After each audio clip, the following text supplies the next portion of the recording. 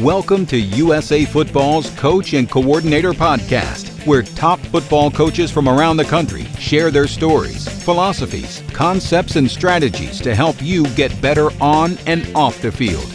Now, here's your host, Keith Grabowski. As we approach the season, one of the biggest things we're looking at right now is how do we prepare our team best for week one? And our players are coming back to us in various states of conditioning. A lot has been out of our control this past offseason. Normally, we are able to keep a finger on exactly where our team is. We control the conditioning. We control that whole offseason. But because of the shutdown, we've been left to have players who have done things on their own, some of them more than others. Some of them just didn't have the resources to do those. I know we've done a great job. We've had a lot of coaches come on and talk about some of the things you can do during the shutdown, but now it's time to get ready. And so on today's podcast, we're going to talk with 4 coaches and put together some of our past conversations that really talk about this exact point. And joining us will be Kurt Hester from Louisiana Tech, Ryan Horton from Georgia Tech, Eric Quorum from William & Mary, and Coach Kirk Fridrich from Union High School in Tulsa, Oklahoma. And we're going to focus on different aspects of this. And to start us off, we have Kurt Hester, and we're looking at the approach we should take as we get our players back. And Coach Hester and I talked about an old school approach. And I know right now the thought might be, well, we really need to get these guys in shape. We really are going to have to spend extra time on that. We don't want to err on the side of doing too much and really wearing them out. And so Coach Hester talks about that old school approach versus what we can do to make sure that our players are performing optimally. Let's take a listen.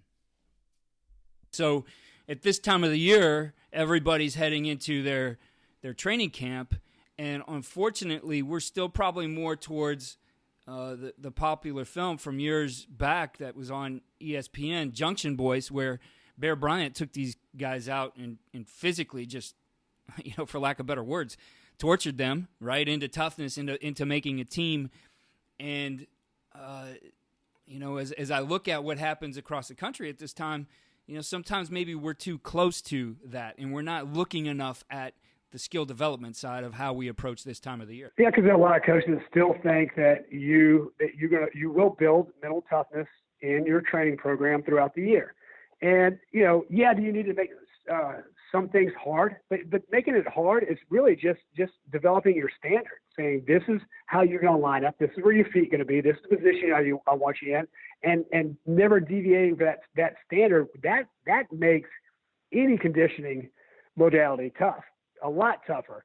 And we're still like in that glycolytic, love to drive our guys into the ground in glycolysis, because that's what that's the 300-yard shuttles and the 110s and the gassers and all these old school conditioning modalities that actually inhibit your power output, in the alactic system, and that you're taking all the ability that you formulate in the weight room and all your sprint patterns and all your acceleration deceleration work, you're killing it on the back end by training and glycolysis, because you're pushing all these hydrogen ions and the lactic and blood lactate, and bottom line, you're just destroying your power output.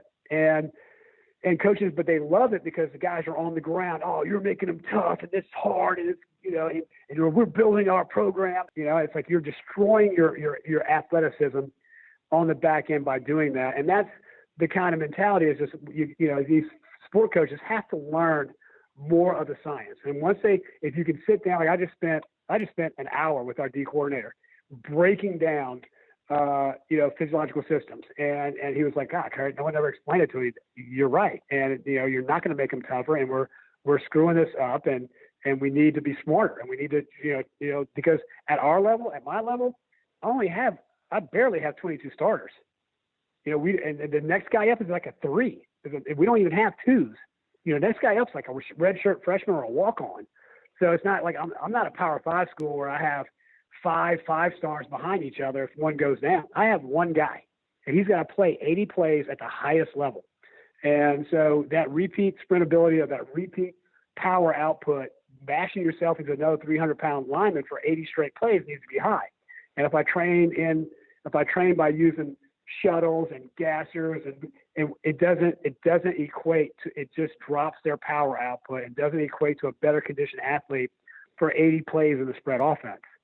So, we have to be smarter. We have to be more conscious. We have to, bottom line, there's no player's health should be, put aside to say we are building mental toughness, that these players are dying, across the country in the guise of we're building mental toughness is insane. And it doesn't need to happen. There's a better way, a more efficient way, a more humane way, and it's like, if you got so many young coaches out there at high school and the college level that they won't say anything to the head football coach. They won't say anything to D coordinator, O coordinator. They won't voice their opinion. They just blindly follow what they say. And then they get a player injured or killed. And, you got to use your eyes and you got to use your head. You have a responsibility to your athletes. When they chose your school, they chose you. So in effect, they hired you to be their guy. And you should have that understanding of they chose me, and I'm gonna do my best to keep him safe his entire career. And that's how I feel. There's no coach on the planet that I'm gonna injure an athlete for. Ryan Horton is the director of applied sports science at Georgia Tech, and he and I talked about getting our players in optimal condition for the season. We also started to talk about preparing for the exact demands of the season and understanding how we work those into practice. Here's Coach Horton. I look to something like we talked about with Coach Fridrich at Union, where he's really just made this the focus. With or without the technology, I think you have to have that philosophy in place first. That this is the way we're going to do things. This is how we're going to look at how we train our players, how we manage their loads, how we are maximizing their performance and minimizing their risk of injury by just being smarter about how we do things. So, Ryan, as you look at, again, technology aside, what are the key components here that coaches, with or without this technology, need to be looking at in order to make sure that their players are performing at an optimal level? Well, I think, I think with or without the technology, we used to, before we had Catapult, we would take stopwatches out at practice, and we would time, the time between reps, and we would compare that to with the time between reps of a game to try to match the tempo of a game. We would, and it's a lot of it speaking to what Coach was saying, is, you're going to practice your allotted amount of minutes of practice. That's pretty regulated now as far as how much you can practice. So what are you doing in between practices to make sure that you are recovering from every practice?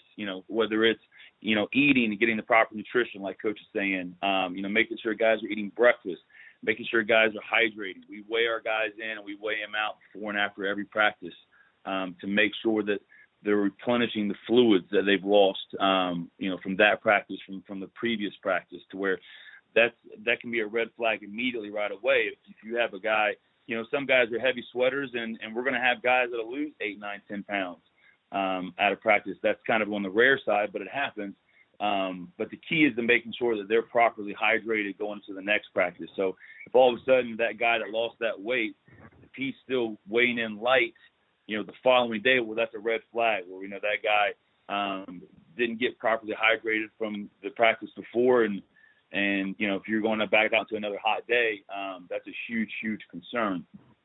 And so a lot of those different, techniques to making sure that guys are recovering from one practice to the next, because, camp is back-to-back days. And if guys aren't doing those things to take care of their body, it can spiral downhill really, really, really fast. I'm interested in what you said about the tempo and matching the tempo there. I know we've gone to, in practice, trying to get as many reps as we can in as fast a period of time as we can. And I think the difference between the game, because I did a study of this myself, really to be able to simulate and actually not simulate, but know what we needed to do in terms of communication between a play.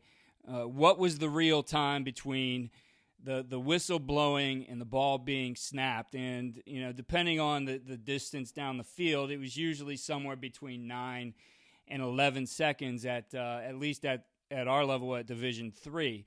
And, I think it's slightly slower for high school. It might be a little bit faster at the higher levels where, there are those teams pushing it and they have their own ball boys flying down the sideline. But in going back to what Coach Fridrich and I talked about was the idea of early on, like they were very conscientious about how many reps in a row are we going to have these guys do. And they actually, created that situation both for their individual periods, their group and team where, they might start with, as an example, 4 reps. Like we're only going to run 4 reps in a row at a high tempo before we get these guys off. And we're going to build it up to the point of we're ready for week 1 kickoff, and you see less and less of those longer time-consuming drives across football anymore as teams have moved to fast-paced offense, high-tempo offense. But the point being, you monitor that. Is there any, have you looked at anything and said, hey, Coach, you guys are doing this in practice. This is actually how it works in a game. Because I think in practice, what we found is that we're going faster than we actually could in a game. What's your thought on that, and how has that come into player conversations at all? Well, as far as we call them racks. So if it's a 4-play rack or a 7-play rack, of however many plays like that particular unit is going to run in a row during that period of practice. And we'll vary it up just because, it's going to be varied in the game. You're going to have 3-play drives. You're going to have 8-play drives. And so we'll vary that up a little bit. One of the interesting things that we did find, though, with Catapult is we were trying to, in an effort to try to make practice as efficient as possible. So to make it to where, when guys are moving and guys are working, that there's a purpose behind that movement and that distance that they're having to cover, is that we found, doing longer play racks, of doing a rack of maybe 6 plays in a row, is a lot more efficient than doing shorter, like 3-play racks, because you're eliminating that running on and off the field and transitioning to different areas of the field. And we were able to cut yardage off of our guys' legs by manipulating how we put together some of those racks of plays in different periods of practice, and just making practice more efficient. So that way it's not a matter of, because we try to look for ways of, we don't want to practice less. It's not about practicing less. It's about practicing more efficient. So to get the maximum amount of productivity off of the amount of yardage that guys are going to cover at practice. So how can we make everything as efficient as possible so we can be as productive as possible? And that's one of the things that we came across with Catapult, that I don't know if, when you look back on it, it seems kind of obvious, but I don't know if it would have ever really been as obvious as it was without the numbers to be able to show that happening. Kirk Fridrich is the head football coach at perennial powerhouse Union High School in Tulsa, Oklahoma, and he joined us to share a little story about how he got into the mapping of practice leading up to week 1 and how they best prepare their players. And it does take some adjustment. Coach is going to talk about some of the things that they do throughout that course of the first week. And I think it's so important right now that we take a look at this and we think about what we're going to do here as we have a new approach to an unprecedented preseason. So let's listen in here with Coach Kirk Fridrich. Yeah, that's something that I think at any level is the challenge, because we get into the camp and, we're installing, we're working our stuff a lot of times against, our own offense or defense, and we're maybe not paying attention enough to what these guys are going to be getting into when we hit that in-season portion of the schedule. And I know you joined us before and talked to us a little bit about what you guys do during the course of the year that addresses those things, but there's that build-up to it now, or probably a better word for it is scaling things the right way as you get towards week 1. So, Coach, what's the approach that you guys look at into being able to build this into your coaching and into your plan?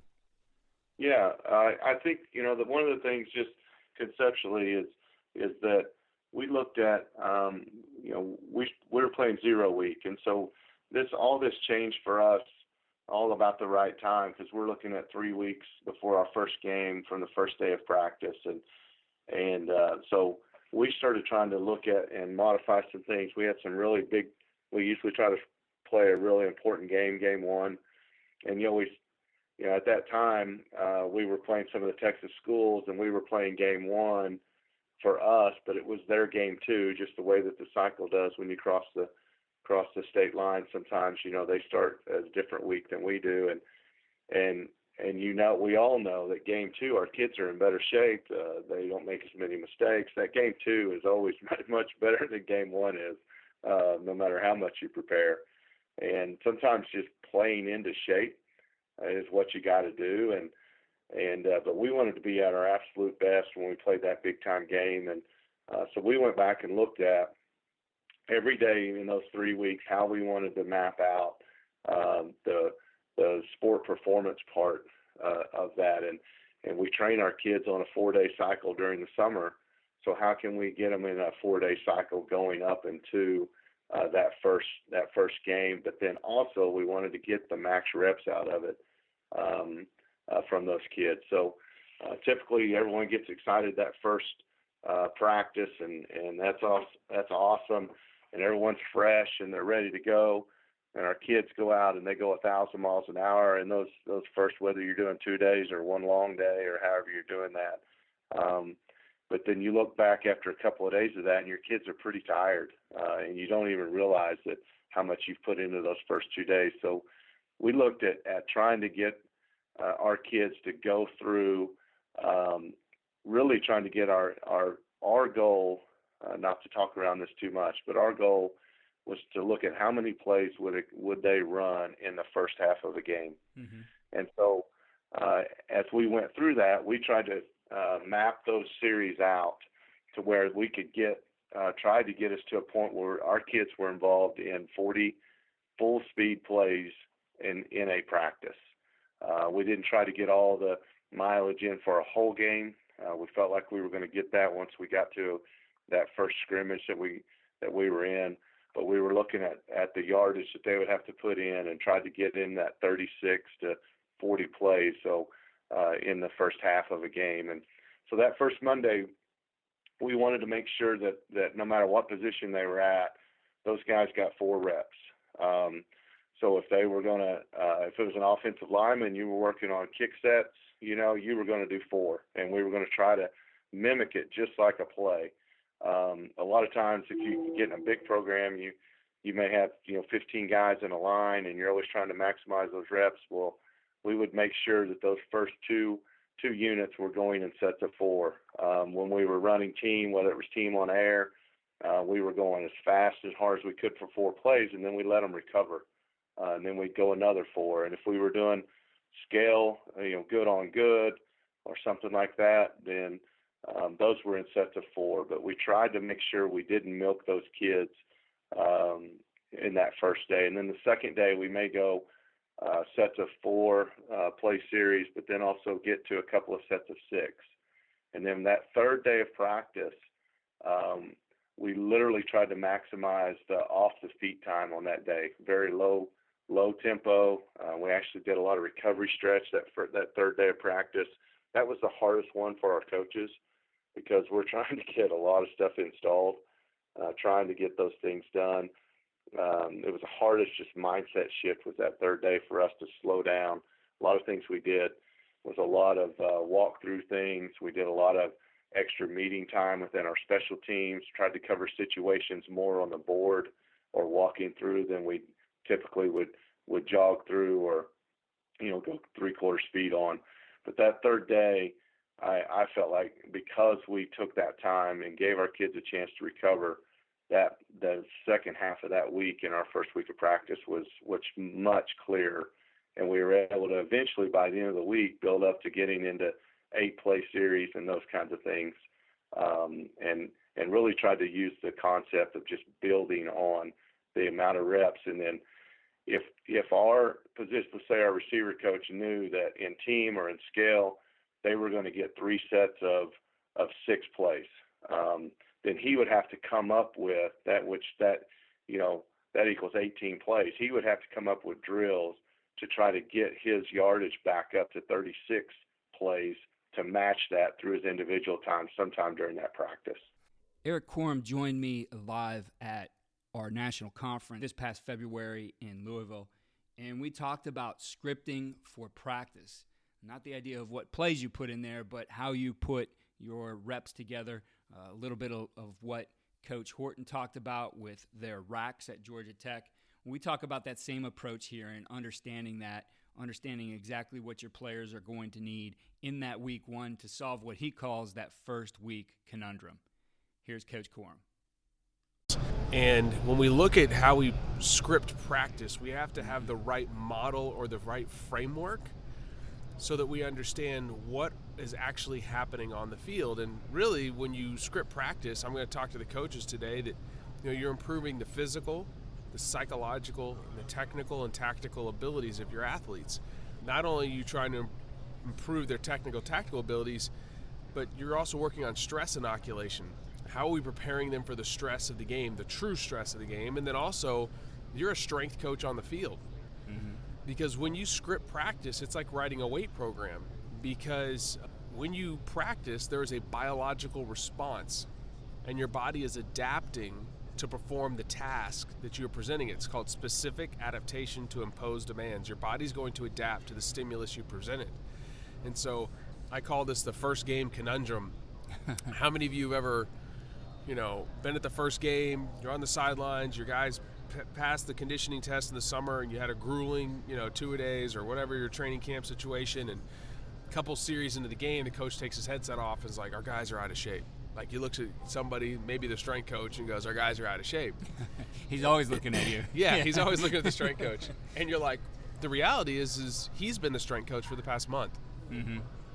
And so this is not a blame game. It's a reality game of, are you preparing your guys during practice to actually match game demands? Right. And the game demands would shock people. Yeah, and we think, our whole idea is we're going to get them ready for week 1. We got to get these guys in shape. Yeah. And, for a lot of us, and believe me, I've been there as a young coach, and before I understood some of these things, and even now I think it's something you just got to stay on top of because you kind of fall into old habits. But you think you're training the guys for something, but then when you actually look at what you did, it doesn't look like the game is how the game will look at all. Yes. And so you end up then in that situation like, we're out of shape. Yes. And, I had a volleyball coach 2 years ago that I was talking with, and he told me, he was like, Eric, here's this conditioning test we're going to run with our volleyball players. I'm like, okay, why are you doing this? Well, because we did it at the place I was at before. Okay, why are you doing this? Couldn't answer why. I said, okay, so let's just look at the game of volleyball. How much time, what's the work to rest ratio? How long are they active versus how long are they resting between points? I don't know. How many times do they change direction during a volleyball match? I don't know. How many times do they hit the ball? By this point, he was getting really, really frustrated. And he was kind of getting a little angry. I'm like, I'm really sorry. I'm not trying to piss you off. He's like, no. He's like, I just realized I don't even know my own sport. And this is a head Division I volleyball coach. Right. So I said, well, let's, there's not a lot of literature on it. So I was like, why don't you take a stopwatch and let's go watch some games. And he mapped out the entire game. And all of a sudden it was like the Matrix, like, the numbers are falling and he's starting to realize, like, I'm not preparing my athletes for the game. So football, what shocks people, the average play is 5 to 6 seconds. Passes are a little bit longer. The rest between plays depends on the tempo of your offense or the tempo of your opponent. But what the average series is about 6 plays. But what gets people is especially at the FCS up to the NFL, high school may be a little bit different, but the average rest between when the offense exits the field, special teams occurs, and the offense goes back on is 7 to 15 minutes.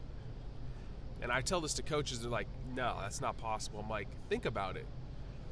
Timeouts, change of possession, media timeouts now, all these different things. And then you just take a stopwatch, like get the raw feed of the game, the start to finish, and just put us in there like, holy cow. So what happens is how do you script practice? You know, let's say group or team scenarios, it's 3s for the 1s, 3s for the 2s, 3 plays for the 3s if you have it, or 4-4-4. And then the plays aren't actually being run with the appropriate rest. So what happens is because there's inadequate rest between series of plays, even though they're trying as hard as they can, their effort level goes down to medium. So like if you run a 100-meter sprint and you rest 10 minutes and then you run another one, like, great. But if you take off, like, you can repeat that effort. But if you take off on a track and you get 100, 200, 300, are you maintaining the same velocity? No, it's going down, down, down, down, down. The winner is the person that can slow down the slowest. So what happens between series of plays is if you have 7 to 15 minutes to rest, you're fully recovered. So the next time you step on the field, the output is so much higher. Right. You don't experience that. So in practice, you're going 4 on, 4 off, 4 on, 4 off, break, go to, maybe another indie period, whatever, teach, back to group. You're never simulating the game. Right. So what happens is you get a couple, now add on psychological stress, you had to get in a couple series in the game, the players are smoked because they've never had to put out at that high of an intensity from a psychological, a physiological standpoint since the year before. So as the season goes on, you're starting to get into shape. But the reality is you don't have time for that.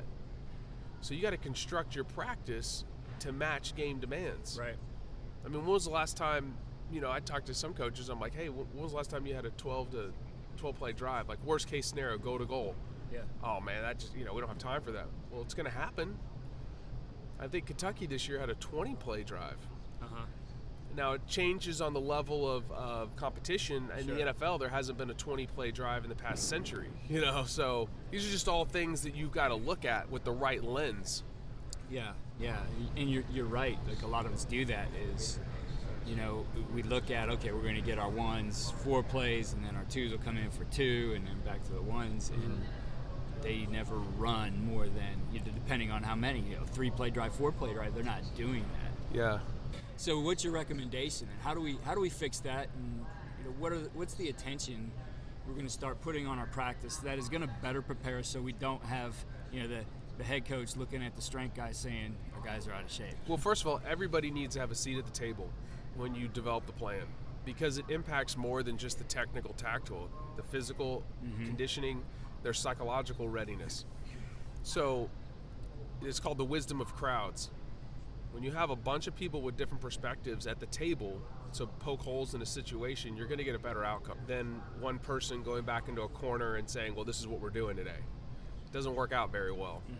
So that's the first thing I would say is you need to be willing to be open. Everybody's got to be willing to constructive criticism and disagreement about the process. Second thing is just start with what the game is. So if we know that our team, let's say you're a ground and pound team and you're going to get 65 plays a game, 60 plays a game, and we're going to snap the ball every 35 seconds, and we know our type of versus the other side of the fence, we're going to try to snap it every 25, whatever. And then we know that we got our average drive is like 6-7 plays. Well, we got to prepare the guys weeks in advance. Well, we're having series of team periods. We're going 6 maximal effort plays. Guys are going as hard as they can. And then there's 7 minutes between, 8 minutes. Well, how do you fill that time productively? Well, the next group can go, and then you can teach something situational. Right.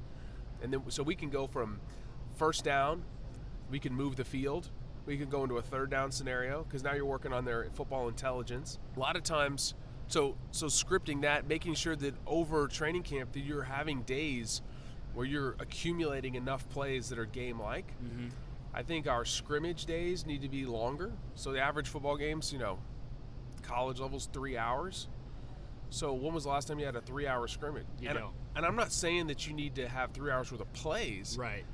But spread everything out over the 3 hours. Yeah, halftime, guys sitting on the bench. How often do we practice with our comms on? Yeah. If you work, I do some work in the DoD space.